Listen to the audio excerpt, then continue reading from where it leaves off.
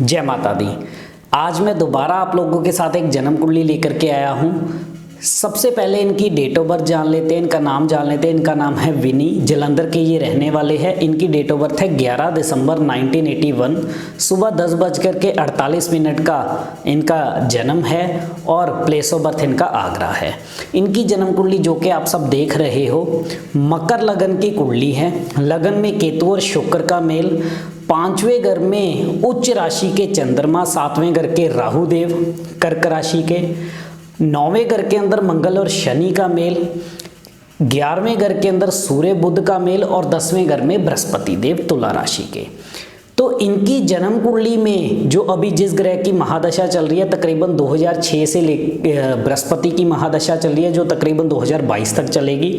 और बृहस्पति की महादशा में जो इनकी अंतर्दशा चल रही है वो मंगल की चल रही है, तकरीबन 2019 जुलाई से चल रही है और जून 2020 तक चलेगी। सबसे पहले इनकी जन्म कुंडली की तरफ हम नज़र डालते हैं तो लगन में केतु और शुक्र का मेल। केतु और शुक्र जो कि आपस में मित्र ग्रह माने जाते हैं, दोस्त माने जाते हैं। और लगन में जब भी केतु बैठता है तो लाल किताब का सबसे बड़ा एक लॉ है, कहते हैं कि सूरज जन्म कुंडली में कहीं भी बैठा हुआ हो वो उच्च का फल देगा, यानी अच्छा फल देगा। लगन में केतु सूरज आकर के 11वें घर में अपने मित्र बुध के साथ बैठा हुआ है, वृश्चिक राशि का, मंगल की राशि का, अपने मित्र की राशि का। अब केतु ने तो सूर्य को उच्च कर रहा है, लेकिन दूसरा लो है लगन में शुक्र अगर बैठा हो तो कहते हैं सूर्य कहीं भी बैठा हो तो वो खराब होगा। लेकिन अब यहाँ पर केतु के साथ होने से सूरज देव 11वें घर में बुरा नहीं माना जाएगा, लेकिन शर्त ये है कि ऐसा इंसान कभी भी नॉनवेज या ड्रिंक का सेवन ना करे, ये बिल्कुल भी खाए ना पिए। अगर ये नॉनवेज वगैरह अवॉइड करके अपनी लाइफ में चलते हैं तो लगन का बैठा हुआ केतु सूर्य के फलों को जरूर अच्छा करेगा और लाभ स्थान में बैठा हुआ सूर्य इनको अपने जीवन में मेहनत और हिम्मत से रुपया पैसा कमाने में बहुत मदद करेगा। लगन का बैठा हुआ शुक्र और 7वें घर का बैठा हुआ राहु, 7वें घर में जब भी राहु बैठता है ये शुक्र के फलों को कहीं ना कहीं कमजोर जरूर करता है। और शुक्रदेव पहले घर के अंदर ये एक ऐसा योग बनता है जिसमें शादी के बाद पति पत्नी के आपसी बनने वाले तालमेल के अंदर कमियां जरूर देखी जाती है। ऐसे में इनकी शादी अगर 25 साल के बाद हुई होगी तो शादीशुदा जीवन बिल्कुल ठीक चलेगा, कभी बहुत बड़ी बड़ी तकलीफें नहीं आएंगी, लेकिन आज छोटी मोटी तकलीफों के योग रह सकते हैं। लेकिन 25 साल की उम्र से पहले शादी करने से पति पत्नी की अंडरस्टैंडिंग के अंदर बार बार कमियां, समय समय पर कमियां जरूर देखने को मिलेंगी। 5वें घर का बैठा हुआ चंद्रमा उच्च राशि का बेहद अच्छा माना जाता है। ऐसे लोग अगर 34 साल की उम्र तक अपनी नौकरी के अंदर रहते हैं, नौकरी करते, जॉब करते, तो बहुत अच्छी सक्सेस देता है।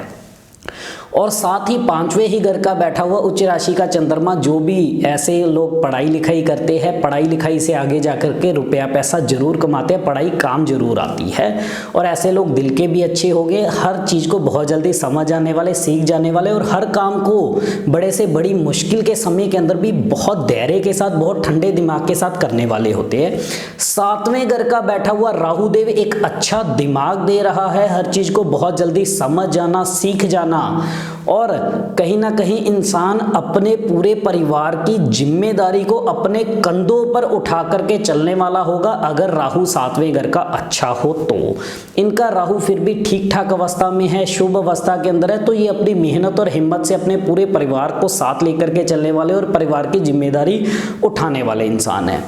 मंगल और शनि का मेल 9वें घर का, मंगल और शनि जब भी जन्म कुंडली में मिलते हैं तो राहु कुंडली के अंदर कहीं भी बैठा हो वो हमेशा अच्छा फल देता है। राहु 7वें घर का इनका बिल्कुल शुभ है, जो कि इनको तेज दिमाग, हर चीज को बहुत जल्दी सीखने समझने की काबिलियत देगा और अपनी मेहनत और अपनी पढ़ाई लिखाई की मदद से इंसान जीवन में एक अच्छा पैसा भी कमाता है। मंगल और शनि का मेल कहते हैं कि ऐसा इंसान अपनी मेहनत से चाहे तो राजा बन जाए अगर सही रास्ते पे चले, अगर गलत रास्ते पे चले तो चाहे चोर या डाकू बन जाए, इस तरह के हालात बनाता है। तो ऐसे में इनका बृहस्पति 10वें घर का है। 10वें घर में लाल किताब में बृहस्पति खराब जरूर माना जाता है, नीच का माना जाता है, लेकिन 10वें घर का बृहस्पति हो और शनि कुंडली में अच्छा हो, जो कि भाग्य स्थान में बैठा हुआ है, केतु पहले घरों में, राहु बाद के घरों में, शनि अच्छा, तो 10वें घर का बैठा हुआ बृहस्पति अगर शनि अच्छा हो तो इंसान को बुद्धि बहुत अच्छी देता है,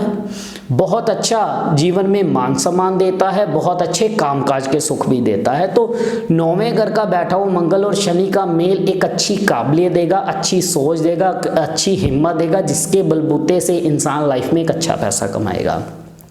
बुध देव 11वें घर के अंदर सूर्य के साथ बैठे हुए हैं, तो ऐसे में ऐसा इंसान को कभी भी किसी का झूठा नहीं खाना चाहिए, झूठ नहीं बोलना चाहिए और शराब मांस का सेवन नहीं करना चाहिए। इन चीज़ों का ध्यान रखेंगे, ये लाइफ में बहुत अच्छी तरक्की करेंगे। अब इनके प्रेजेंट समय के अंदर निगाह डालते हैं। प्रेजेंट समय में बृहस्पति में मंगल की अंतर्दशा है, जो कि पिछले साल जुलाई से शुरू हुई है, इस साल जून तक 2020 तक इनकी चलेगी। अब केपी कुंडली में इनका मंगल और शनि जो कि 8वें घर में भी शिफ्ट हो रहा है, और मंगल तीसरे केपी कुंडली की मैं बात कर रहा है जो कि तीसरे और 10वें घर का स्वामी होकर अष्टम में बैठ गया। ये एक जरूर खराब योग बना, जिसमें मंगल के समय के अंदर इनकी इस समय के अंदर खास करके जून 2020 तक मेहनत ज़्यादा रहेगी, लेकिन मेहनत के अनुसार जो इनको फल मिलने चाहिए उन फलों के अंदर कमियां जरूर देखने को मिलेंगी। लेकिन जैसे ही जून 2020 का समय इनका निकल जाएगा, उसके बाद हालात दोबारा से अच्छे होंगे और ये जीवन में बहुत अच्छी तरक्की करेंगे। अब इनके लिए इनको उपाय क्या करने चाहिए? सबसे पहले तो इनको नॉनवेज वगैरह बिल्कुल नहीं खाना, और साथ ही इन्होंने क्या करना है, अगर ये कुत्तों की जितनी ज़्यादा सेवा करेंगे उतना ही लाइफ में ये तरक्की करेंगे। नंगे पाँव नहीं नहाना, पानी में थोड़ा सा दूध डाल करके नहाना बेहद ज़रूरी है।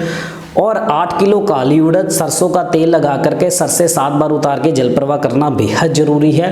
43 दिन लगातार गुड़ की रोटियां तंदूर में लगवा करके कुत्तों और कौवों को जरूर डालें, लेकिन ध्यान रहे कि रोटी के साथ लोहे का चिमटा या तवा बिल्कुल भी टच ना हो। मात्र अगर आप यही उपाय करके चलते हो तो आपका काम भी अच्छा होगा, इनकम भी अच्छी होगी। एक बहुत ज़रूरी बात कहना चाहता हूँ, इसके बाद इनकी राहु की अंतर्दशा शुरू होगी। राहु की अंतर्दशा में थोड़ा मान सम्मान को लेकर के कमियां जरूर बन सकती है, उसका ध्यान देख करके चलना होगा।